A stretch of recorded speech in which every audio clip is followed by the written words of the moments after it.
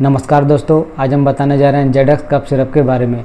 ये जेडक्स cough syrup क्या है, कब और क्यों लिया जाता है, इसका डोज क्या है, इसका साइड इफेक्ट क्या है, सारा चीज़ बताएंगे। तब तक मेरे चैनल पर बने रहें। तो दोस्तों, अगर मेरे चैनल पर नए हैं तो प्लीज़ चैनल को लाइक, शेयर और सब्सक्राइब कर दीजिएगा ताकि आने वाले वीडियो की नोटिफिकेशन मिल सके। दोस्तों, जेडक्स कफ सिरप एक एंटी कफ सिरप दवा है।